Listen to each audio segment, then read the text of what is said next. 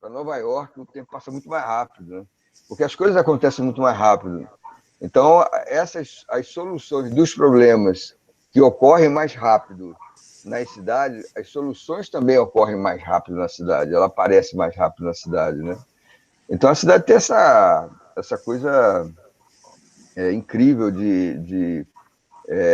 ela mesmo causa, ou pelo menos potencializa os problemas, mas ela mesmo se resolve, né? Se aparece com opções para enfrentar esse problema, né? Isso fica claro assim, em várias situações, né, de momentos históricos que isso ocorre, e que muita gente diz que não, a cidade vai se dissolver, isso não tem mais sentido, como o Daniel falou, né, que não, as centralidades vão acabar. Não acaba, ela descentraliza, ela subcentraliza, ela pulveriza, ela fica móvel, ela fica, né, ela fica fluida em termos de tempo, né? A temporalidade dela muda, mas ela está lá, porque no fundo as pessoas são gregárias, né? A raça humana é uma raça gregária, ela precisa de alguma forma desse contato, e talvez seja essa a razão da cidade persistir, né?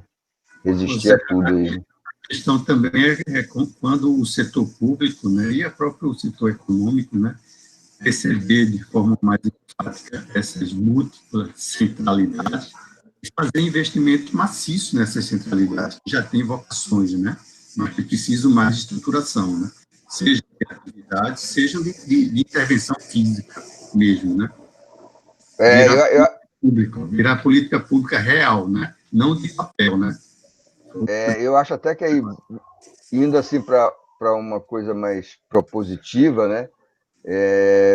Se me perguntasse assim, se você fosse prefeito, como é que você ia lidar com, pelo menos essa parte mais urbanística, eu investiria quase tudo nas subcentralidades aqui de Recife, por exemplo. Eu acho que vale muito mais a pena a gente investir em Casa Amarela, na Madalena, Afogados, em encruzilhada. Afogados, Encruzilhada, porque é uma oportunidade que você tem, né, as coisas estão mudando, está tudo se mexendo no tabuleiro, né, está tudo se acomodando. Essas subcentralidades, se a gente reparar, elas não foram tão. Eu moro perto de Casa Amarela, elas não foram tão abaladas na época da pandemia. Isso é uma coisa incrível. Eu acho que os bairros mais nobres, assim, mais, né, formais, assim, eles foram muito mais abalados do que essas centrais. Os shoppings foram muito mais abalados do que esses mercados menores, populares, e essas lojas que ficam no entorno do mercado. Isso é uma coisa interessante, assim, como demonstrou uma força que eu acho que as pessoas não esperavam. Então, se você agora, né, traz um investimento para essas áreas, dá uma ajeitada, vê como é que essa nova realidade vai precisar como é que o espaço público, o espaço urbano vai ter que se adaptar a essa nova realidade, seria um grande laboratório, né, para a gente entender, né, como é que a gente tem que reagir a isso em termos de desenho, de estratégias espaciais para combater isso, né? Eu acho um grande momento para fazer isso, assim. Mais questões.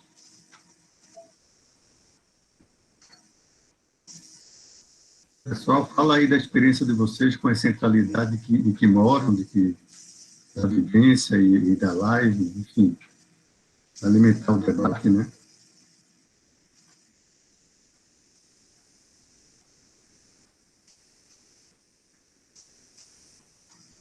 Comércio informal, gente, comércio informal, né, que é uma coisa assim tão presente, tão forte na cultura daqui do Nordeste, aqui em Recife, e que nunca foi visto, ou já houve algumas tentativas de ver o comércio informal como tendo um grande potencial, né, de dinâmica urbana, e não só visto como uma coisa negativa, né, que atrapalha a dinâmica da cidade, ele tem um grande potencial.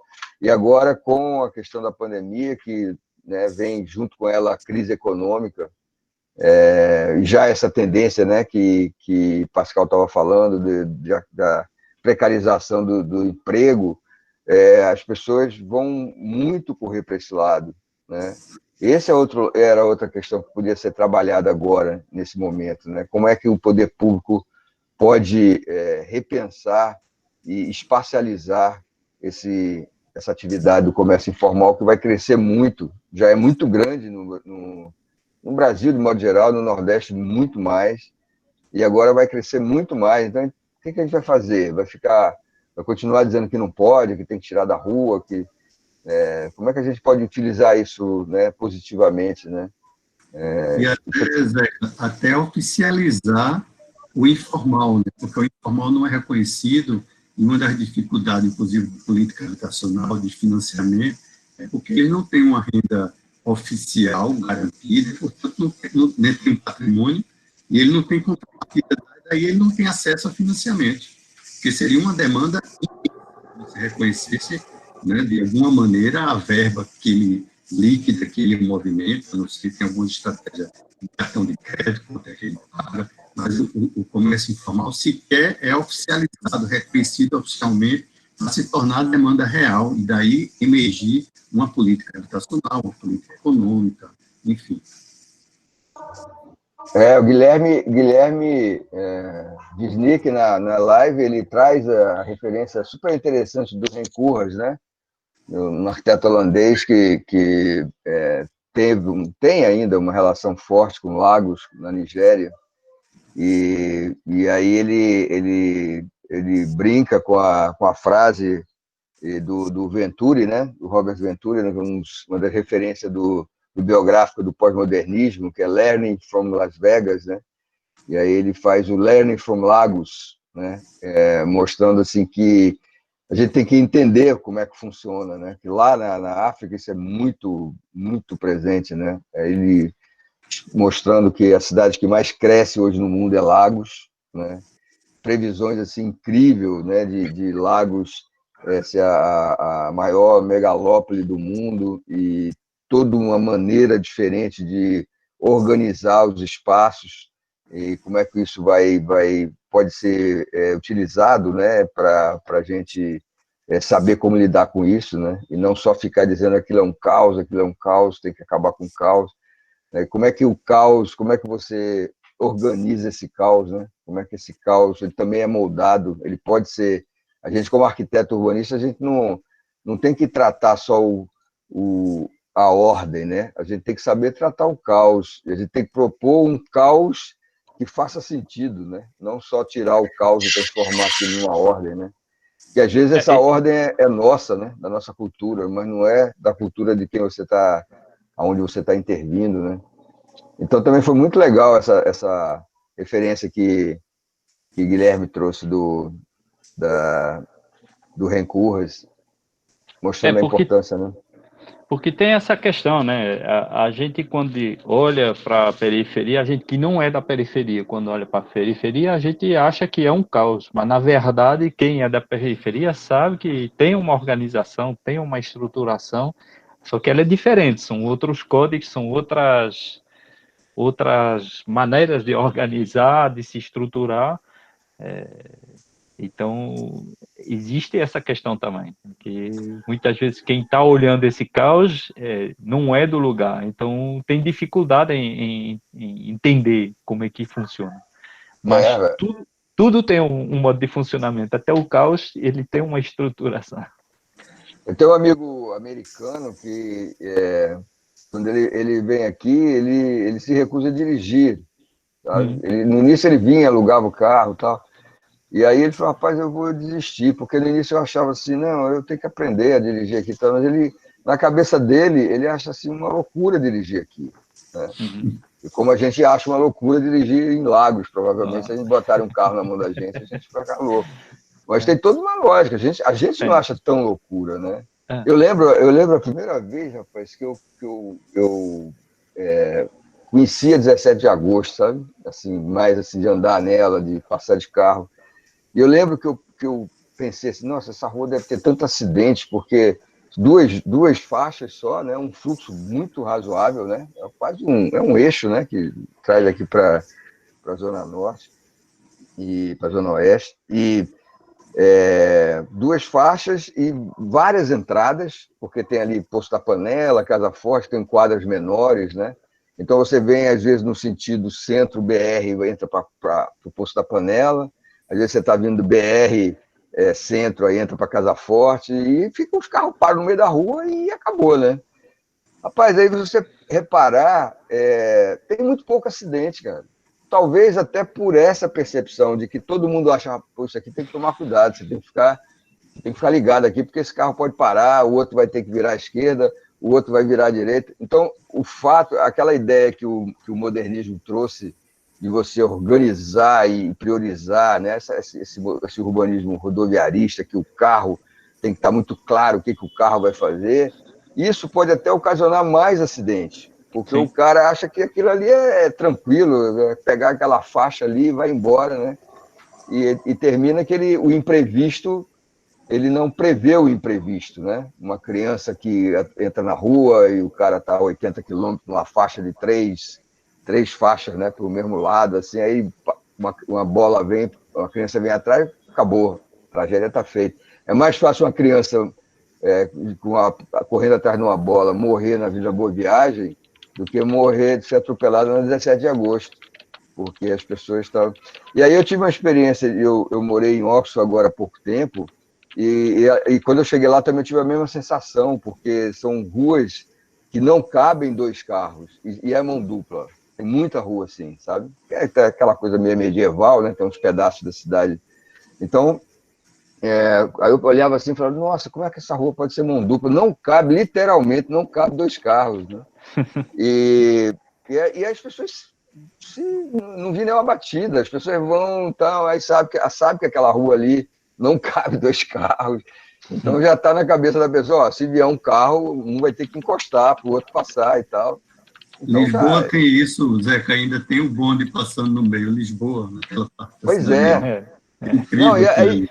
aí o que eu queria falar, só para concluir esse assunto, que eu acho interessante, assim, que eu vivenciei há pouco tempo, é que isso agora está virando estratégias de fluxo de sistema viário na Inglaterra. A Inglaterra, em várias cidades, está tirando sinal, sabe? Está deixando o cruzamento livre, cara.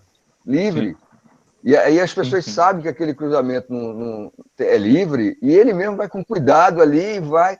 E o pedestre, então eles estão criando zonas de compartilhamento de tudo, pedestre, carro, ônibus, bonde. Então são ruas que não é de ninguém. Então todo mundo tem que olhar para o lado para saber quem é que vai passar. Então, se você absorver isso como cultura, funciona, sabe? Funciona. Agora, se você absorve que se o cara te diz para você, ó, você está de carro, isso aqui tem uma faixa e tem uma placa dizendo 80 quilômetros, você acha, pô, aquilo ali é seu.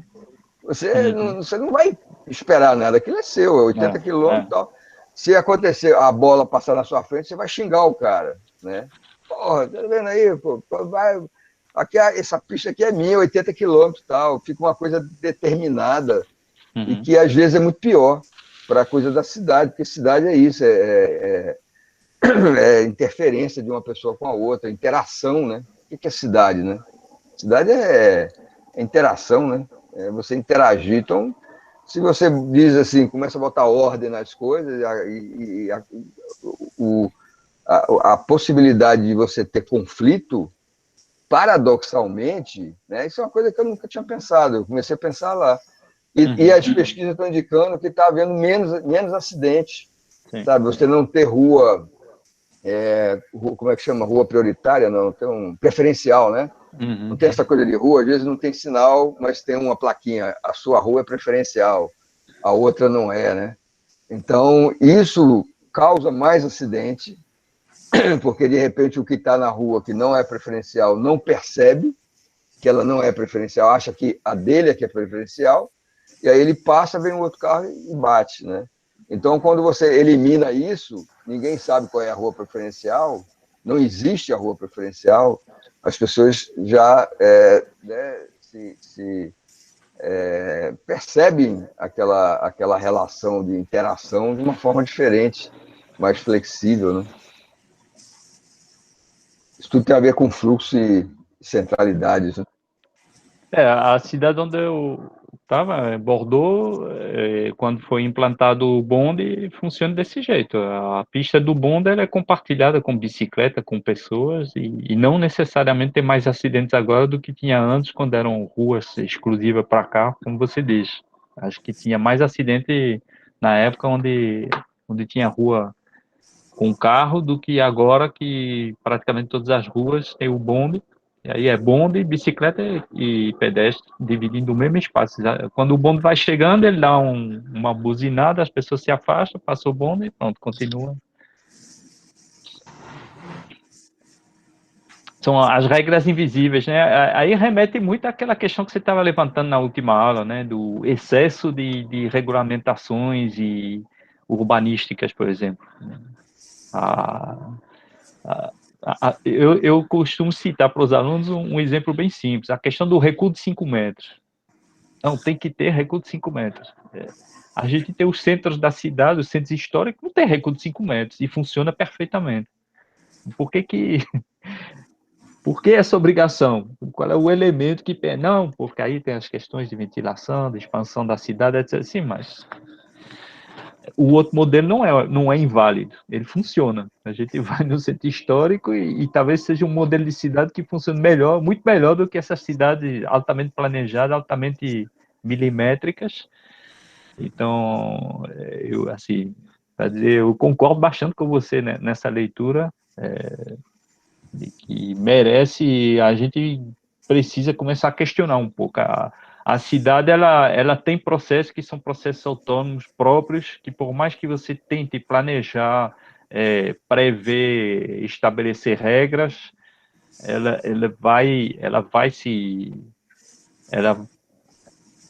ela vai funcionar sem necessariamente atender todas essas regras que são estipuladas no início.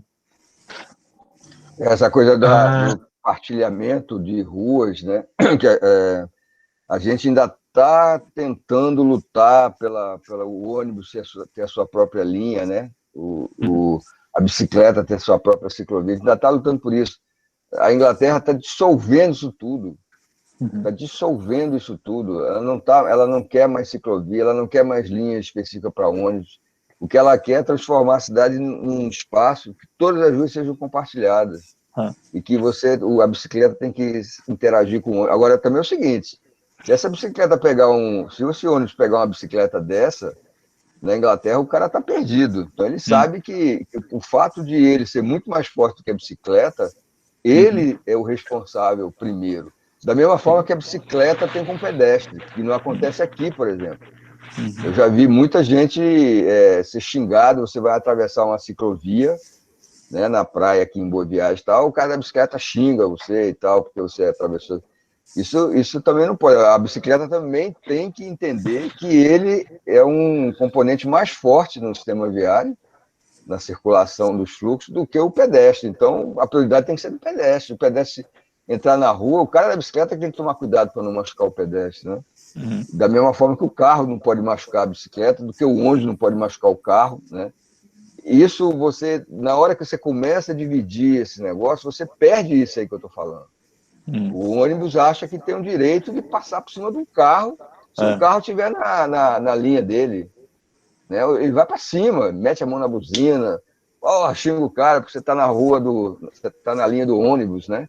Então, isso, por um lado, pode parecer que funciona melhor, mas gera esse troço, né? Essa é a reflexão que está acontecendo agora com relação a fluxo na Inglaterra.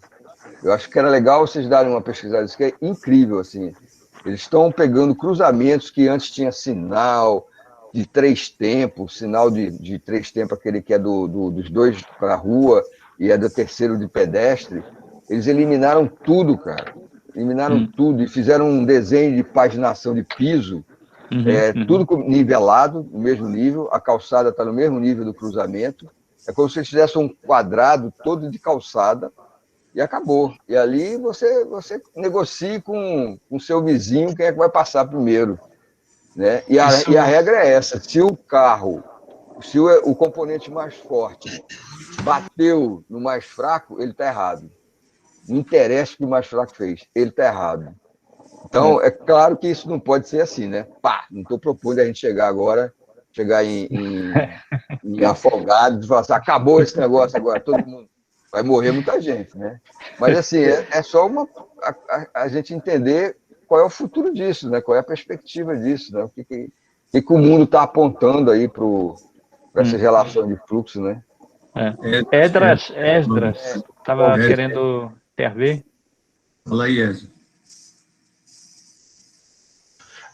Não, é que toda a discussão me lembrou o conceito de Urnef, que são as ruas vivas, assim, que tem umas experiências no bairro de Seattle, que é a Bell Street também, que é uma rua que lá em Seattle tem várias ruas modificadas e que o compartilhamento também acontece muito no aspecto psicológico.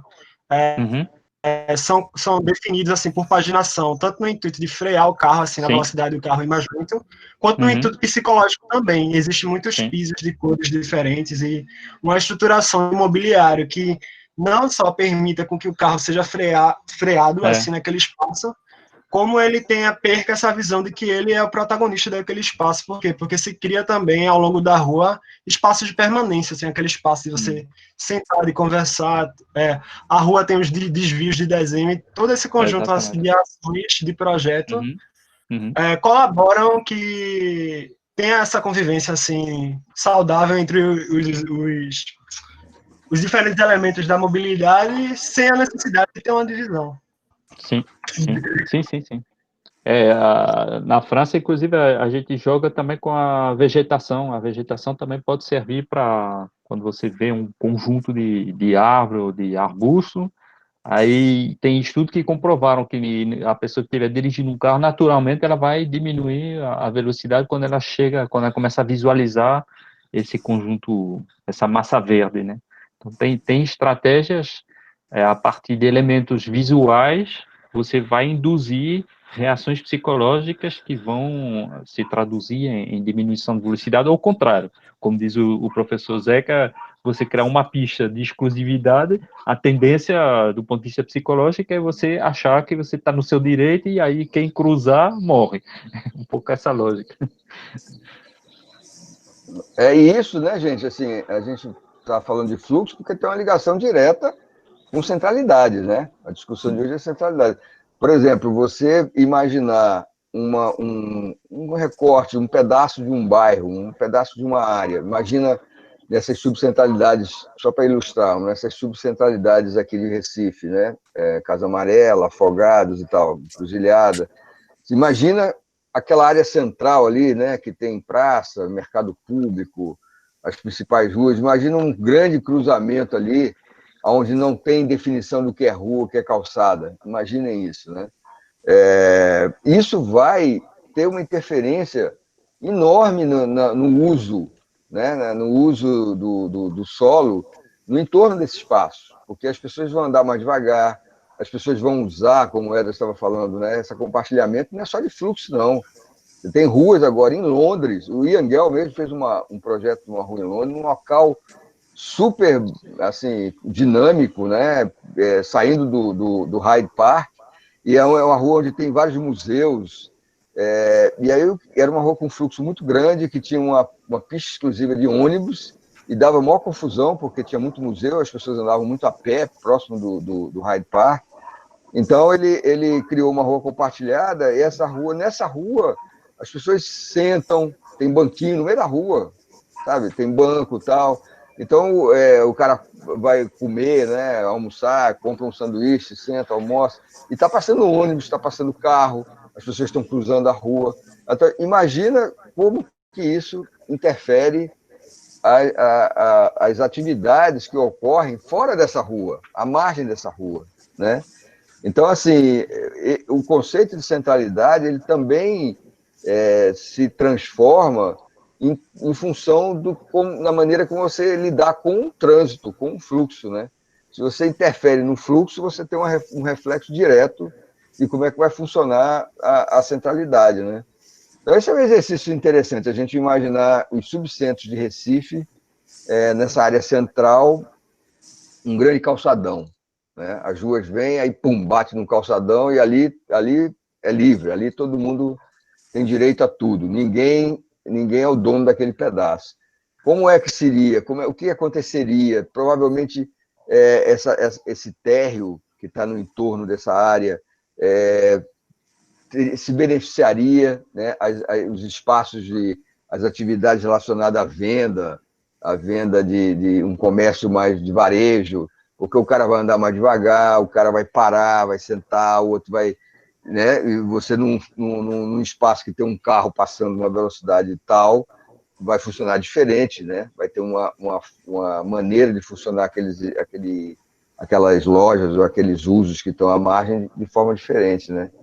Então, isso só o fato de você trazer o conceito de espaço compartilhado, você já interfere de uma maneira brutal de como a centralidade funciona, né? Como é que a centralidade reage a isso, né?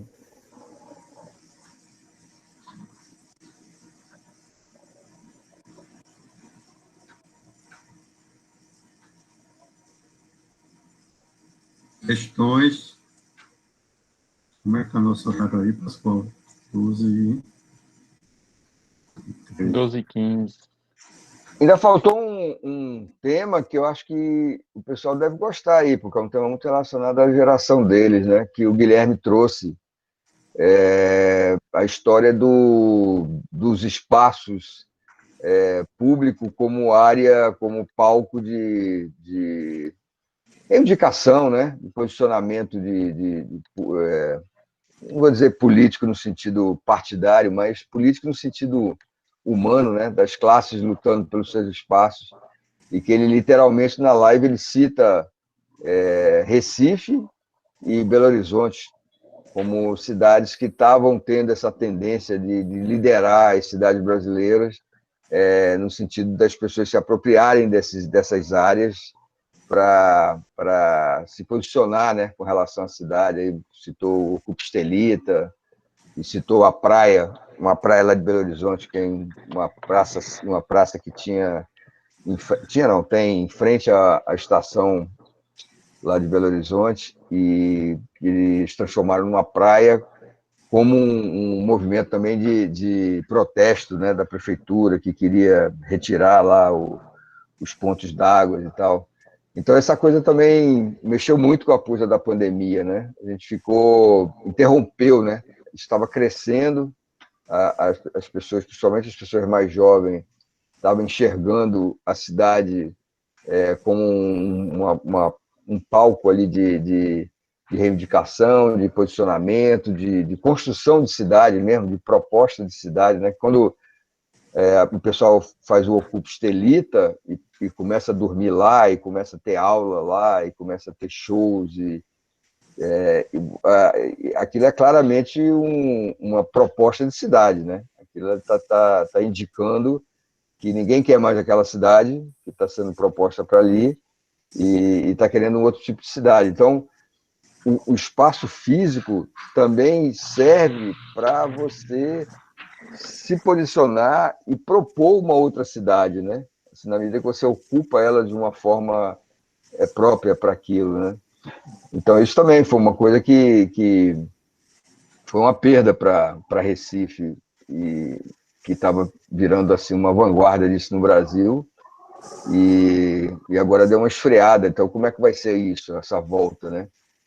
Porque isso é centralidade também, é a tal da centralidade temporária, né? Que a Eliana estava falando, né? Você, quando ocupa Estelita agora, não é uma centralidade, é uma área abandonada, mas durante a ocupação foi uma centralidade, né? Você tinha gente de várias perfis, né? Ali tinha um professor dando uma aula, tinha um músico fazendo um show, tinha, né, um político reivindicando lá, fazendo um discurso, tinha uma série de pessoas vendendo artesanato, então, e tinha muita gente, os carros tinham que diminuir a velocidade, porque tinha muita gente atravessando a rua. Então, aquilo virou uma centralidade durante um tempo, e a motivação daquela centralidade foi essa motivação de ocupar a cidade, o espaço urbano, como um palco para você se manifestar e qual é a cidade que você quer, né? Qual é a cidade que a população quer. Então, isso foi muito interessante também, por isso é que eu falo como é legal você trazer duas pessoas que têm um perfis diferentes, né, para discutir, né? Porque isso não saiu da Eliana. A Eliana tem uma visão super interessante, mas muito mais relacionada assim, ao cotidiano, essa relação mais pragmática, né, do fluxo com a centralidade, né? O Guilherme já tinha uma visão assim mais sei lá, cultural, vamos chamar assim, né? Dessa relação de centralidade com o que é uma centralidade dentro de uma abordagem cultural, né? De uma cultura urbana, né? Aí ele vai e traz essa ideia, né? Eu, por exemplo, não tinha nem imaginado esse tema, né? Quando a gente começou a discutir. Aí ele trouxe essa ideia e aí você percebe que é só uma outra maneira de você conceituar a centralidade, né? Mas ele também tem a ver com esse assunto do impacto que essa pandemia causou, está causando e vai causar nas centralidades, né? Eu lembrei também, Zé, como isso traz também, sobretudo dessa nova geração, para os trabalhos dos coletivos, né? São esses grupos de jovens arquitetos que fazem ativação cultural e comunitária em determinados pontos da cidade. Cinema na comunidade, ele roda várias comunidades, né? Passear na cidade, caminhar pela cidade com grupos, ocupar determinadas regiões, e o impacto disso, tanto em ativar a cidade, como em desenvolver uma certa relação afetiva com os locais, né? Na linha do urbanismo tático, né? É um tema, eu acho, extremamente contemporâneo para essa nova geração, né? Para vocês, né? Isso que ele está falando tem tudo a ver, né, rapaz? A gente é uma tendência. Agora mesmo, né, eu estava como curador do Rec and Play, não sei se vocês conhecem, um festival aí do Por Digital, e que resolveram cancelar, mas eu estava como curador e tinha proposto que Enio fizesse uma mesa, ia ser toda remota, né, o festival, fizesse uma mesa para discutir isso, né, esses coletivos, né, e essa relação aí desses coletivos com os espaços, que é uma relação muito interessante, totalmente diferente, né, que tem essa coisa da temporalidade, né, que eu acho que esse é o grande conceito que eu acho que tudo que perpassa tudo que a gente está falando. Na verdade, a sociedade está mudando, né? Aquela visão patrimonialista, as pessoas não querem mais ter as coisas, as pessoas querem usar as coisas, não querem mais ter. Então ninguém quer mais ter um apartamento, o cara quer alugar um apartamento, porque a vida ficou mais fluida, né? Antigamente, a geração dos meus pais, por exemplo, o cara entrava, fazia uma faculdade, se formava, arrumava um emprego e morria no emprego, né? Então, o cara ele queria o quê? Ele queria estar bem estabilizado, com uma excelente qualidade de vida, num local determinado, que era ali, que era o emprego dele, onde ele morava. Então, a vida dele era aquilo ali. Isso foi se dissolvendo, a nossa geração já não é tão assim, e a de vocês vai ser menos ainda. Quando você pega o pessoal da geração de vocês, nos países da Europa, principalmente, onde, claro, você tem uma situação econômica melhor, né? Você tem você precisa de menos dinheiro para viver, né? Porque você não paga saúde, você não paga educação, né? Então você tem um básico, né? Então aqui não, aqui você tem que correr atrás do básico, né? Então a situação é muito diferente. Mas na Europa, onde isso já está mais bem resolvido, essa geração de vocês, eles de uma certa forma, eles escolhem primeiro onde eles querem viver. E depois que eles vão ver como é que eles podem ganhar a vida naquele lugar, em função da vocação que ele tem, da formação que ele tem. E a nossa já é diferente, entendeu? Assim, a gente se formava em alguma coisa e aí você tinha um ideal de como você queria atuar, né, profissionalmente naquilo, e você ia para o lugar. Eu vim para Recife por causa de trabalho, dentro de um ideal que eu estava querendo fazer. Eu saí de onde eu morava e vim morar aqui. Isso está se acabando, as pessoas estão escolhendo primeiro lugar. O cara nasce em Berlim, ele fala assim, não, eu quero... Ainda tem mais, não é a vida toda, não. Eu quero morar durante os meus próximos 10 anos, que vai ser uma fase aí que eu vou, sei lá, vou me juntar com alguém, vou querer ter um filho e tal. Nesse tempo eu quero morar, não sei, em Paris ou, sei lá, uma cidade qualquer. Aí ele vai para lá e pensa assim, ó, em função da minha vocação, da minha formação, do que eu sei fazer, do que eu gosto de fazer, do talento que eu tenho, como é que eu posso viver aqui?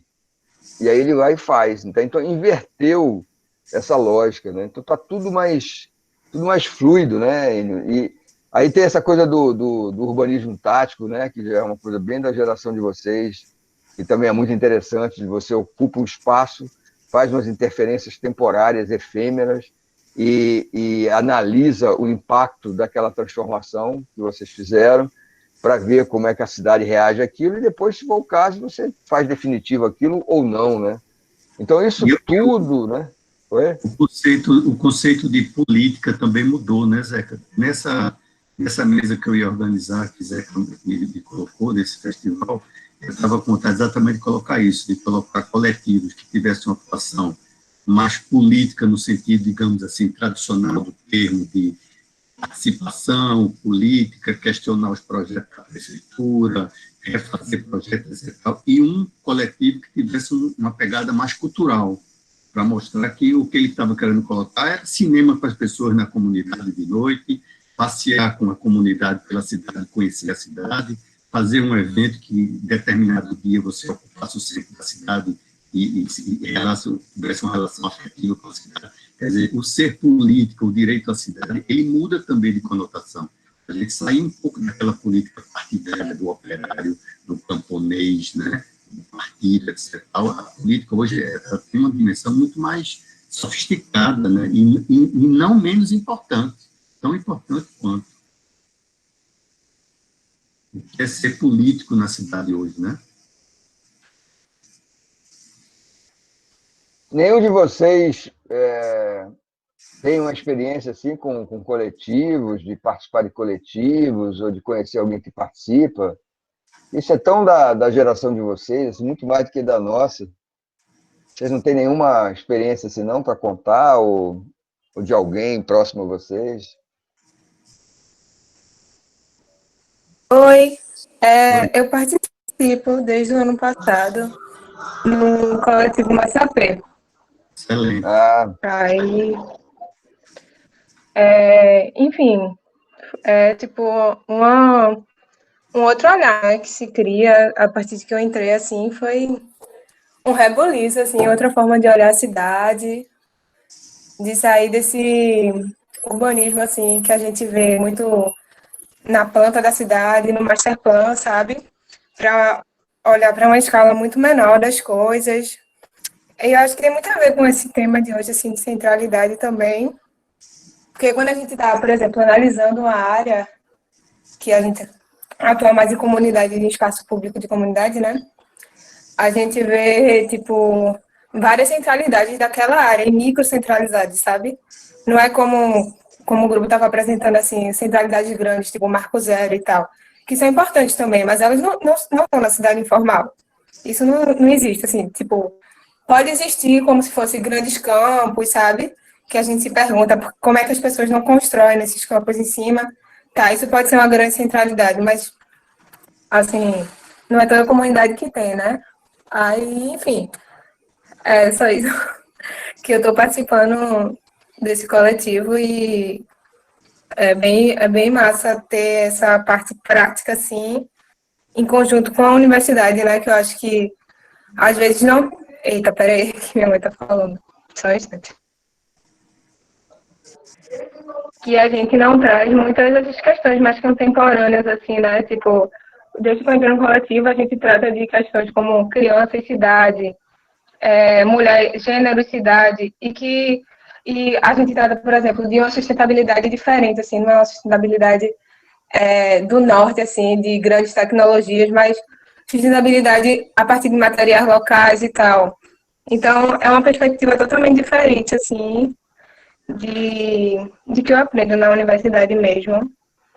E eu acho que a única matéria que eu consegui um pouco se aproximar ao que eu estou vivenciando no coletivo é essa cadeira aqui, sabe? Que a gente traz essas questões mais atuais, assim, mas assim, os temas que eu estudo lá, que eu trato lá, não é muito abordado assim no meu dia a dia, pelo menos na faculdade.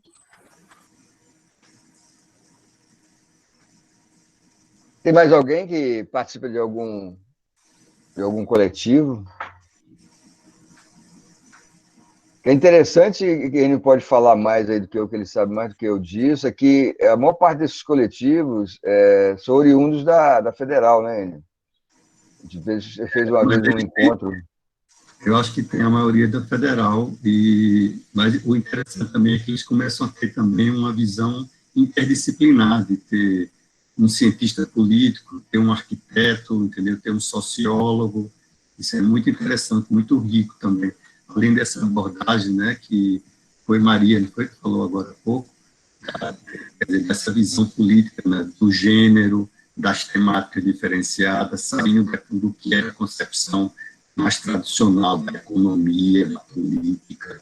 Isso é muito rico, muito interessante, né? Tem uma coisa que eu me lembrei com esse negócio do coletivo, do temporário, que eu não vou adiantar muito, porque qual é a próxima live, Enio, da fila aí? Cidade Inteligente. Pronto, então vai ser na próxima. Então é até bom que já está acabando a de hoje, a gente já pode fazer um link para a próxima. Ana Clara e Diego Lopes.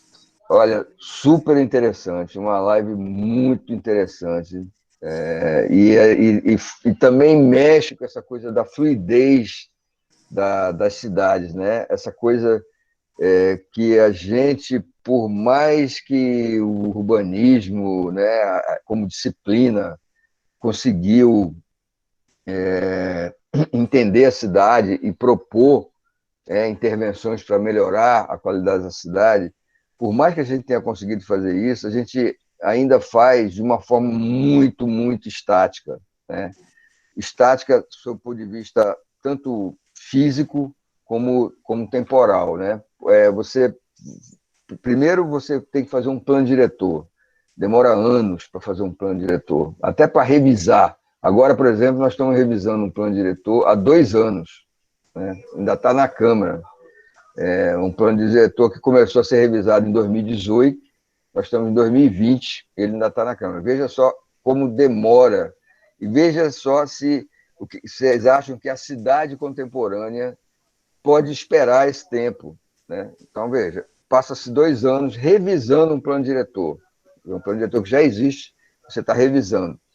2 anos. Depois você cria os instrumentos para você conseguir aquilo que o plano diretor está propondo. Então, o instrumento assim, mais claro e mais direto são os projetos urbanos mesmo, né? Então, intervenções urbanas. Um projeto urbano demora anos para se projetar, né, para se conceber, anos para se implantar e anos para perceber ou para ter as consequências daquele projeto, né?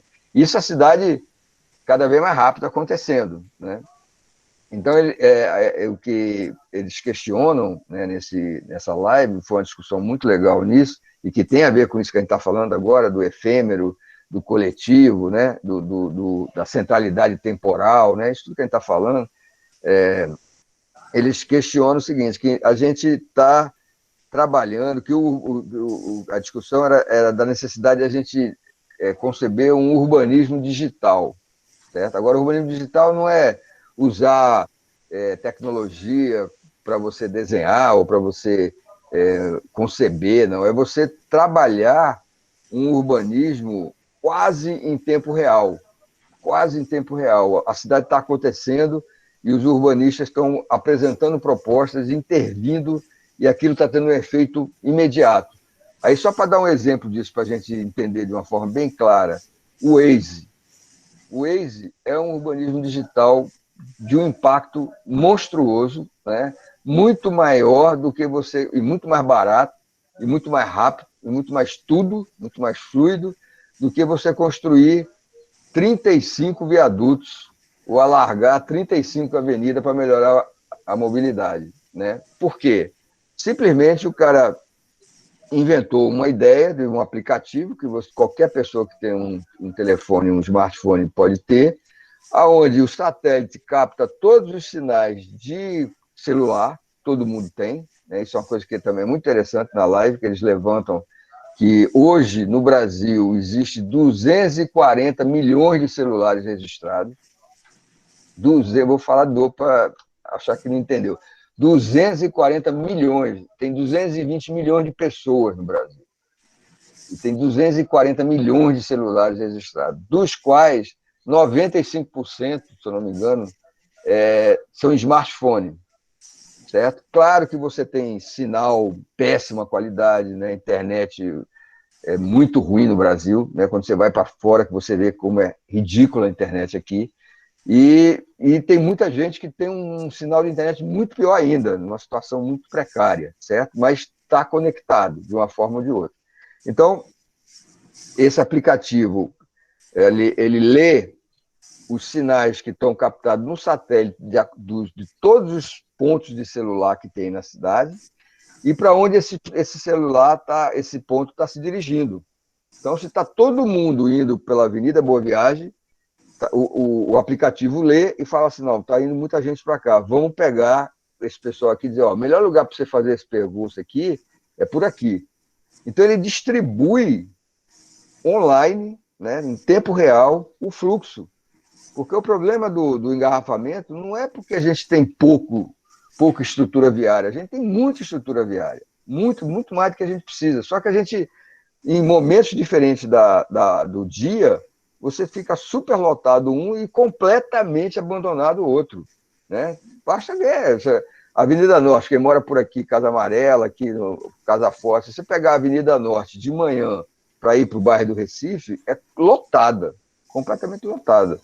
Se você pegar aí o percurso ao contrário, é vazio, completamente vazio. No de noite, né, final da tarde, o fluxo inverte, né, que é o tal do fluxo pendular trabalho-casa, né, que é um dos mais pesados e mais responsável pelos engarrafamentos. Então, em vez de alargar a Avenida Norte, o que a gente tem que fazer é a Avenida Norte funcionar para um lado, numa hora X, e funcionar para o outro, na hora Y. Como já está acontecendo em algumas cidades, até no Brasil mesmo, no Rio já tem isso, você muda o fluxo. Acho que aqui em Boa Viagem andaram fazendo isso também, não sei se ainda estão fazendo. Ali na Beira Rio colocaram a faixa Beira móvel, Rio, duas faixas para um lado e uma para o outro, né? Na Alemanha, a faixa que divide as duas mãos, ela fica mais larga ou mais estreita, dependendo do fluxo, né? Então, fazer isso já você reduz um pouco a coisa da solidez, né? A coisa do definitivo, tal, fica um urbanismo mais fluido. Mas quando você usa o urbanismo digital, ele fica mais fluido ainda, ele não mexe em faixa de nada. Eu estou dizendo para vocês, tem 25 pessoas aqui, se está todo mundo saindo de Casa Amarela, indo para o bairro do Recife, eu vou distribuir. Eu vou dizer assim, ó, em função do tamanho da Avenida Norte ali, eu vou dizer que 15, é melhor 15 ir por ali, e 10 pegar a 17 de agosto, e, sei lá, 3 pegar a estrada do encanamento, sabe? Então, distribui e é urbanismo, né? Então, essa tendência que a gente está vivendo de fluidez, né? Que aí a gente pode até trazer uma coisa mais conceitual, assim, de que isso o mundo, a vida, não é só o urbanismo, não são as cidades que estão se desmaterializando, né? Fluindo, ficando mais fluida. É a vida, de um modo geral, né? É o mundo, de um modo geral, né?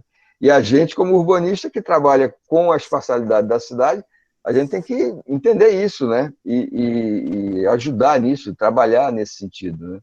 Então, esses seguir coletivos... o fluxo. seguir a fluidez do fluxo, né? Isso, na verdade, é uma coisa mais filosófica mesmo, do que está acontecendo com o mundo, né? E ter cuidado para os arquitetos não perderem esse campo, né, Zeca? Exatamente. Se a gente continuar nessa coisa só... Aí, tanto é que a live são 2 pessoas que não são arquitetos, né? Exatamente.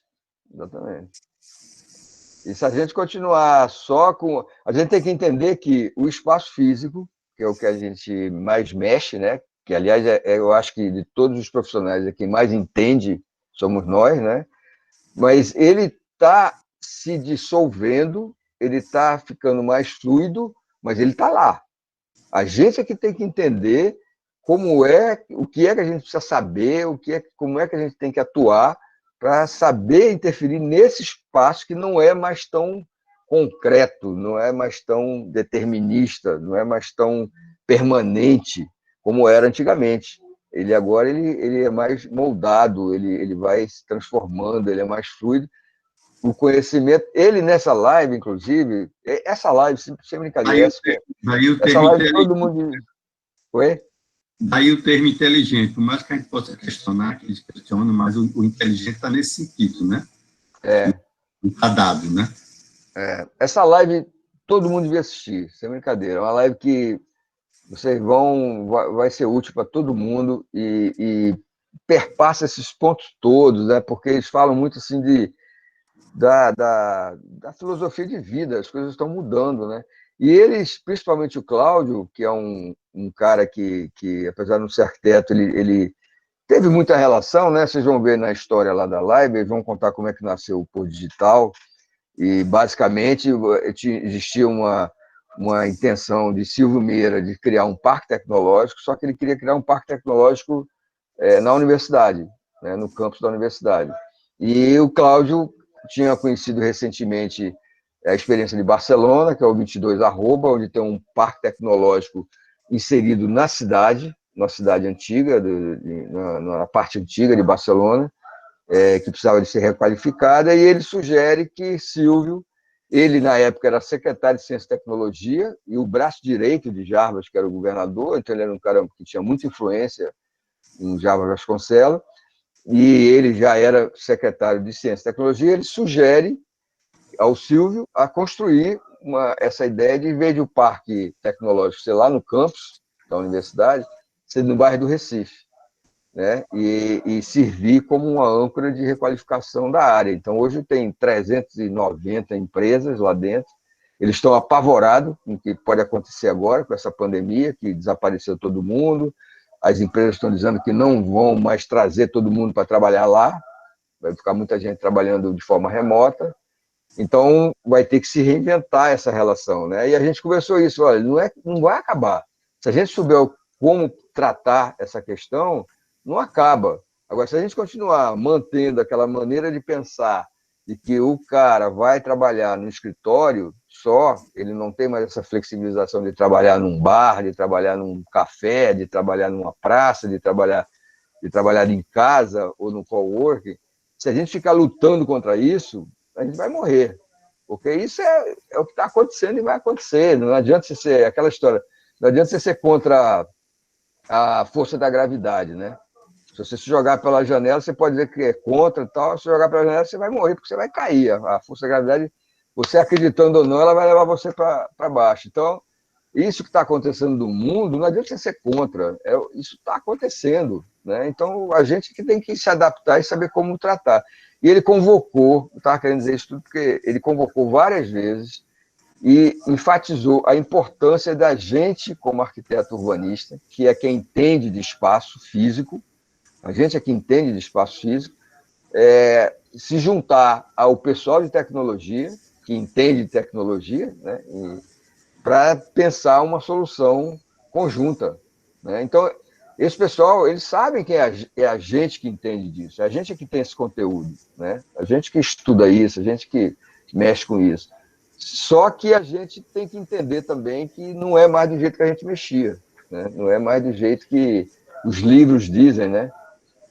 E aí, vocês que estão, né, no meio do processo aí de formação, que vão ter que entender como é que faz isso, porque esses livros todos, de uma certa forma, eles são válidos, são importantíssimos como referência, né? Como você entender, para entender o que está acontecendo hoje, você tem que entender todo o processo histórico, como é que você chegou hoje, até para poder projetar o que vai acontecer amanhã.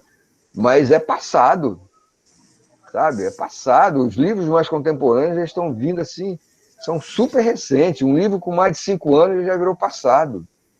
sabe? Cada ano sai um livro, sai uma discussão conceitual super, outra que veio nessa live, da próxima live, essa questão do urbanismo, da cidade, do capitalismo, chama capitalismo de vigilância, né? Que ao mesmo tempo que a tecnologia está trazendo um monte de instrumento para te dar segurança, né?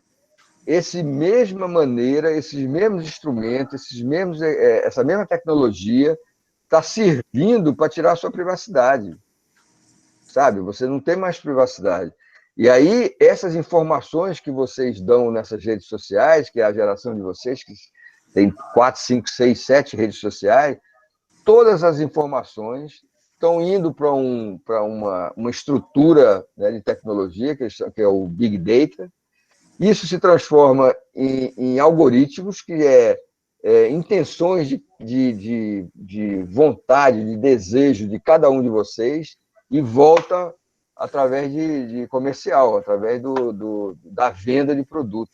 Então, a gente está tudo escravo disso aí. Então, não é só a maravilha a tecnologia, né? A tecnologia tem coisas maravilhosas, mas tem esse outro lado. Então, entender isso tudo rebate na cidade. A cidade está cheia de câmera, né? A cidade tem essa questão da vigilância ou da insegurança. Então, as pessoas querem ter câmera para se sentir mais seguras, né? Então, agora, na época da pandemia, isso também se intensificou, porque foi utilizado vários instrumentos de monitoramento para combater a pandemia. E que também, o que vai acontecer com essas informações? Será que vai ser utilizada só para combater a pandemia? Ou a Ford vai usar isso para vender carro, né? Enfim, o mercado vai pegar essas informações todas para dirigir você. E aí não é só a parte comercial, não. Eles vão aos poucos. Isso já está sendo utilizado politicamente, né? A gente já viu aí, né, já está escancarada a eleição do Trump lá nos Estados Unidos, a eleição aqui do Bolsonaro, como essa coisa das redes sociais interferiram de uma forma muito, muito presente, está destruindo toda essa lógica da política tradicional, que por um lado é bom, é ótimo, essa lógica estava podre, né? O cara pega dinheiro da Odebrecht para fazer campanha, faz campanha, depois tem que pagar esse dinheiro, né? O Odebrecht não vai fazer isso porque gosta do cara, aí você tem que pagar o Odebrecht. Então, isso estava tudo estragado, estava tudo podre, né? Então, é bom detonar isso aí, mas a gente tem que saber o que vai entrar no lugar disso aí, né? O que entrou, o que está entrando até agora também é muito perigoso, né? Então, isso tudo tem a ver com a gente, né? Isso tudo tem a ver com cidade, que tudo acontece cada vez mais nas cidades. Essa live a próxima live é uma live assim, muito interessante, tem muito a ver com a questão das centralidades que a gente discutiu hoje, e com essa coisa desse mundo que está cada vez mais fluido, né? mais indeterminado, assim, né?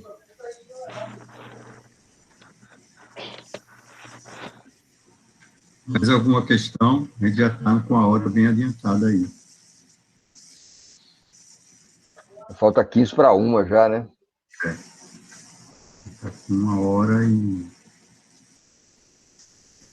Pô, 2 horas e mais, 2 horas e 15.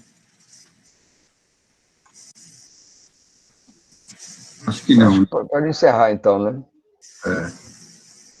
Pedir de novo desculpa aí ao atraso. Fiquei super chateado, que era uma live que eu gostei muito, queria muito ter visto a apresentação. Foi excelente a apresentação, Zé. Então, na próxima, Ana Clara Bione e Diego Lopes. Cidade Inteligente. Próxima sexta-feira, dia 2, tá? Já está programado lá nas atividades, já está pronta a sala de aula.